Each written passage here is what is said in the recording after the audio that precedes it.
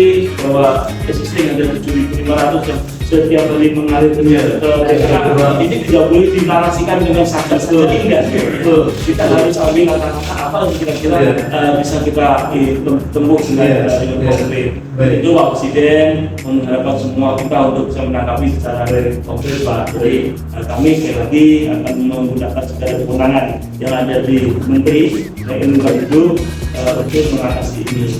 Dan kami minta kepada Ibu Dirjen, pokoknya Bu, ini ucap-ucap dulu, ini selesai jalan, langsung nyambung ke Bandung, Bogor dan sebagainya. Ini kami sangat ini catatan menjadi contoh kita semua. Orangnya banyak, masa tidak bisa.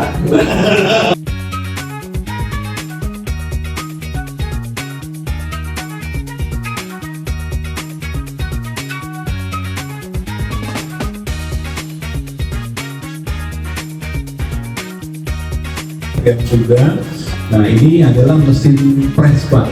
Jadi mesin press yang pertama adalah untuk press kardus Pak. Kemudian yang kedua adalah press terkait dengan kaleng Pak, kaleng itu dan lain sebagainya. Dan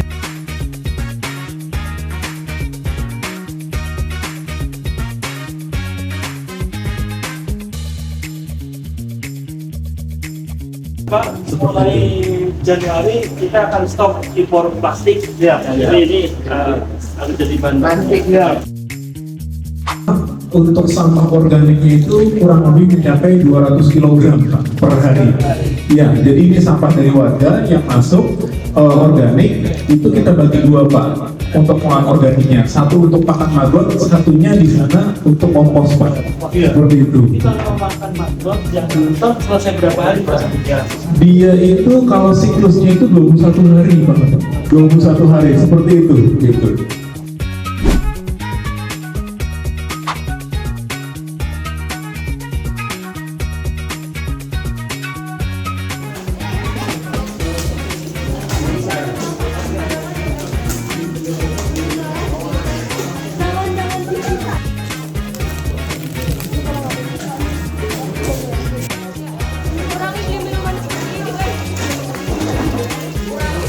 Ya, ini ada Pak Menteri Lingkungan Hidup. Kebetulan yang juga. Sejarah Pamila. Iya Bu, kebetulan kita sedang aplikasi proyek Pemela gaya hidup berkelanjutan. Begitu, jadi anak-anak mengenal lingkungan. Ini program dari Kementerian Desa Pak? Iya, betul. Betul, kami siap saya. Ini dari teman-teman pengajar untuk kurikulum ini apakah diterapkan di semua sekolah tinggi yang ada di PKK atau se-Indonesia? Se-Indonesia Bapak, iya. Kalau oh gitu. Iya. Kebetulan kelas 9 kami gaya hidup berkelanjutan, maka kami bagaimana bisa mengedukasi anak dengan pergi ke dinas lingkungan hidup dengan cara memilah, komposting dan sebagainya.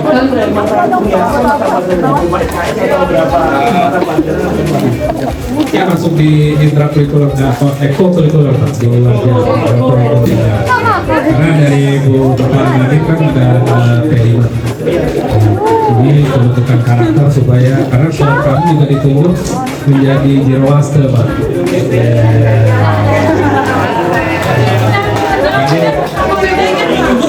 Dari WWF Pak.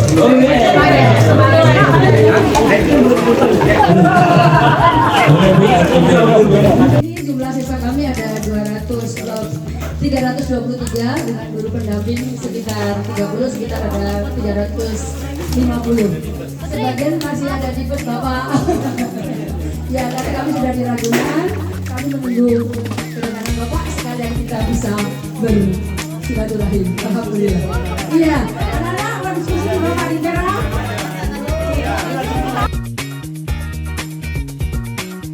Suka nggak praktek di sini? Suka Bapak, karena dari sini kita jadi tahu gimana cara buat apa dengan Gimana cara mengelola sampah? Dengan baik. Sebenarnya sampah plastik kan memang sulit diurai. Jadi kita bisa tahu gimana sih cara sampah plastik ini diolah supaya tidak hanya menjadi sampah. Ini kelas berapa nih? Kita kelas 9. Kelas 9 ya. Nanti di rumah bisa ya di. Ya, nanti kita akan membuat pembelajaran dengan sampah ini di sekolah bisa menerapkannya. Ya, di sekolahnya ada bank sampahnya. Kita punya ini Bapak, kita udah mulai memilah sampah. Ya. Dari dulu udah Jadi kalau kemana namanya? dikelola.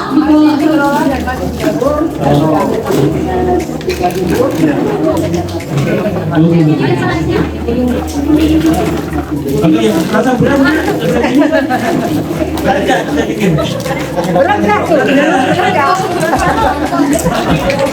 Ya, kita juga masih beli sama-sama ya.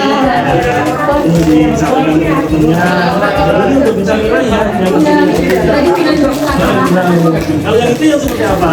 Ini sampah yang berbotol biru, plastik berwarna biru. Ini yang berwarna putih, kami melihat dari bawahnya Bapak. Dari bawah. Terima kasih Pak. Tenang saya dengan kesempatan. Pak Menteri, ayo fotonya.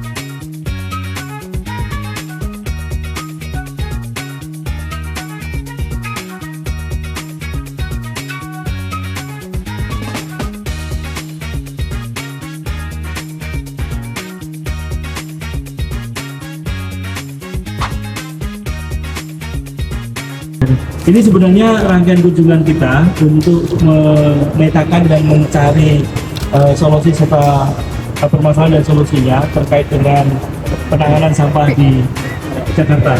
Jadi dari awal kita sudah sampaikan Jakarta dengan 11,4 juta masyarakatnya dengan produksi sampahnya lebih dari 8.000 ton per hari, tentu perlu keseriusan kita untuk mengikuti alir proses dari limbah sampah itu di mana bermula dan di mana berakhir. Awalnya kita bersama-sama Pak Kadis, Pak Sekda dicoba menelaah kembali apa yang telah dan sedang kita lakukan untuk penanganan sampah di Pada Bebak. Di sana dua hal yang menarik, bahwa ada tumpukan timbunan sampah setinggi 40 meter dengan jumlah sampahnya lebih dari 55 juta ton. Jadi kemudian yang kedua, setiap hari mengalir sampah sebesar 7.500 ton per hari. Jadi ini yang harus dijawab. Ini bagaimana menangani yang di hilir ini. Makanya kami secara maraton mengikuti alur sampahnya. Lalu kemarin kita bersama-sama mendatangi salah satu eco trainer yang mengelola Black Soldier Fly Maggot untuk mengelola sampah organiknya yang dikembangkan dari sisanya maupun dari proteinnya. Kemudian hari ini kita mencoba melihat unit pengolahan sampah yang ditangani langsung oleh Pemprov. Ini dari penjelasan Pak Kadis cukup representatif untuk luasan tertentu.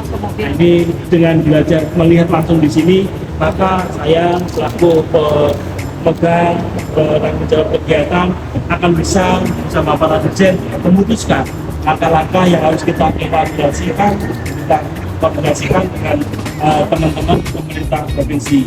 Singkat kata, kita tidak boleh saling menyalahkan, tetapi ini masalah negara, masalah bangsa kita. DKI masalah bangsa kita. Sehingga dari level manapun kita berpikir bersama untuk menyelesaikan masalah sampah DKI. Bahwa DKI Jakarta memiliki potensi 7-8 ribu ton sampah per hari harus kita pecahkan. Mulai membangun dari unit bank sampah unit atau pengelolaan unit sampah di tempat-tempat dulunya, di rukun tetangga, di rukun warga, kemudian menyaringnya ke dalam bank sampah induk, kemudian melakukan distribusi dari bank sampah induk terkait dengan sampah-sampah yang bisa diolah, di recycle, ataupun kemudian ada sampah-sampah yang tidak terolah yang nanti kita akan larikan ke badan tempat. Yang bisa diolah tadi kita sudah lihat bersama-sama, paling tidak ada beberapa produk, yaitu sampah terolah kertas, kemudian plastik, kemudian ada yang menjadi makanan protein yang ditangkap protein, kemudian ada komposting, kemudian sebagian limbah nanti pelakuannya akan dilakukan di luar unit sini. Kemudian juga yang menarik bahwa setelah hulunya, kemudian kita sudah memahami ada food waste yang jumlahnya hampir 50% dari sampah Jakarta. Kalau 50% dari 8.000, maka ada 4.000 ton per hari food waste yang harus kita selesaikan jawab permasalahannya. Dari 4.000 ton tadi, dari data DKI Jakarta menyatakan bahwa 50% merupakan sampah rumah tangga, 50% merupakan sampah dari badan usaha atau pengurus. Jadi kita akan menyelesaikan dua subjek itu dengan pendekatan berbeda. Kalau dengan masyarakat, maka kita melakukan dengan unit-unit pengolahan sampah. Kemudian dengan badan yang point source yang memiliki perizinan, itu maka kita akan melakukan penata pelaksanaan. Jadi dalam waktu dekat kami akan melakukan penguatan terkait peraturan daerah yang telah dikeluarkan oleh Gubernur DKI Jakarta yang mewajibkan bahwa semua badan usaha, semua pemilik kawasan tidak boleh membawa keluar agar mengolah sendiri, terutama food waste-nya. Nah, kalau food waste-nya selesai, maka itu yang 2000 selesai. Nah, selanjutnya yang 2000 di masyarakat, tentu kita akan lakukan langkah-langkah edukasi. Tadi Pak Kadis dengan cepat menyatakan bahwa pengelola ini kita awali dengan melakukan sosialisasi door to door. Jadi tidak bisa sosialisasi komunal, kita panggil nggak ngefek. Jadi itu maka kalau sosialisasi door to door, maka yang di benak kita bahwa itu harus ada semacam penyuluh yang akan menyampaikan ke tingkat atas. Itu wajib kita punya. Kemudian juga menyampaikan itu penguatan dari sisi generasi muda, ternyata pemerintah DKI juga telah melakukan, yaitu dengan membawa anak-anak melakukan praktik papan, praktik kerja di tempat-tempat seperti ini. Tadi ada dari SMP 179 yang melakukan praktik di sini, yang ternyata itu merupakan salah satu ekstra ekstrakurikulernya. Jadi ekstra, kalau kita zaman saya dulu ekstrakurikuler saja, sekarang ada ekonya. Jadi ternyata ada nilainya, ada nilai mata pelajarannya yang menjadi muatan sekolah daerah. Sehingga ini sebenarnya segala instrumen dan intervensi telah dilakukan oleh pemerintah provinsi. Namun menghadapi orang sekian banyak dengan jumlah pegawai yang tidak terlalu banyak, maka kita harus turun bersama-sama. Kita akan memberikan segala kekurangannya untuk mengintervensi ini. Salah satu atau dua hal yang paling penting tahap awal yang bisa kita rumuskan. Pertama, kami akan melakukan penguatan kepada seluruh point source, itu baik restoran, plaza, hotel, kemudian apartemen, itu tidak boleh lagi membuang food waste-nya.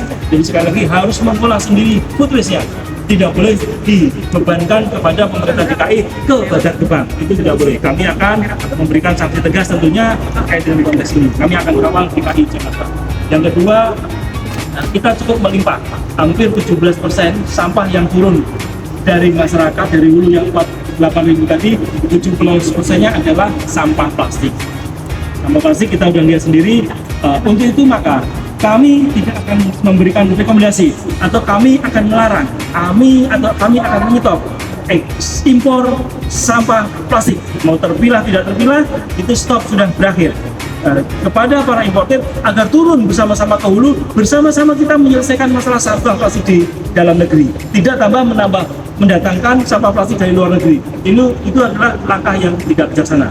Jadi semua yang mencari keuntungan dari sampah harus bersama-sama memecahkan masalah sampah di nasional kita, tidak menambah beban. Tentunya langkah ini konkret juga akan kami kawal. Importer yang masih nakal, kami akan turun. Kami akan tegakkan aturan terkait dengan konteks ini. Kami akan kenakan pasal-pasal yang memang dibebankan kepada pelanggar seperti ini. Jadi saya ingatkan kita semua, tahun depan tidak ada lagi impor plastik. Sudah plastik kita cukup banyak dan tidak terkelola dengan baik.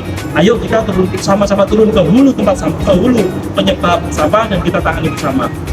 Bapak dapat untung, teman-teman dapat untung, dan usahanya juga dapat manfaat dengan mengurangi genangan sampah di negara kita, paling tidak di Jakarta. Tentu saja. Saya rasa itu.